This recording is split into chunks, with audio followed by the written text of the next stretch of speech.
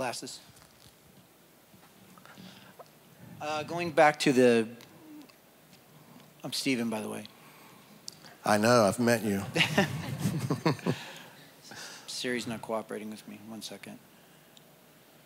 Come on. Going back to the daughters of Zelophehad, I've grown to have this opinion that anytime a lady's name is mentioned in the scriptures, that there's a message there. And when you go back and look, the daughters of Zelophehad, the story is mentioned 5 different times throughout the scriptures. Really? Yeah. The story is told. So you get the whole story if you go to all through 5. About them getting married, and I won't dwell on that. What I was really interested in is why. Why is that such a big deal that it has to be mentioned 5 times? And I remember always being taught, and I'm not sure where the source of the tradition came from, that if a woman did not have sons, that she could not inherit.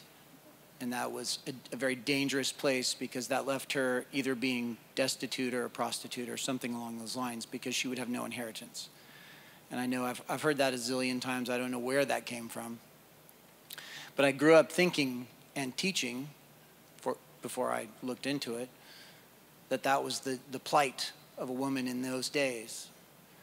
And when I read through these names, I went back to the Paleo, because that's where I like to go to kind of get an idea of the word behind the word. And so if you've ever looked at Paleo, you know that the letters have a symbol. And a lot of times when you put the symbols together, you can get a little insight into the name. And so I only got the first 3 done, but this is what I felt like the Spirit gave me from those names. The first daughter's name is Mala.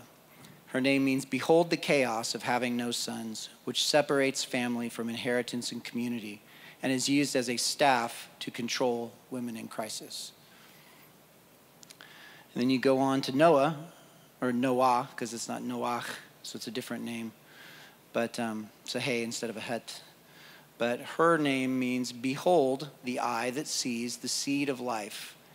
That is, in these 5 daughters that will affect the nation. The third daughter's name was, again, behold the staff of pride that separates these women with a man-made fence from their inheritance, nation, and land.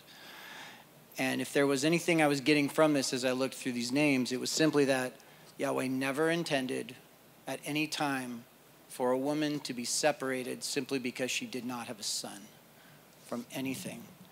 And any tribe, any nation that does that goes directly against the will, his will, because women are just as worthy to receive the inheritance, to be part of the community, to stay with their families, stay with their tribes, stay with their nation as men are. And that's what I wanted to add to the conversation about Zelophehad. Well, to sum that up, I guess, never have they been considered second-class citizens in God's kingdom, right? Right. In fact, he's not against finding a woman to do the job when he can't find a man who's willing. All you ladies can say amen to that. That's right. Thank you, Stephen.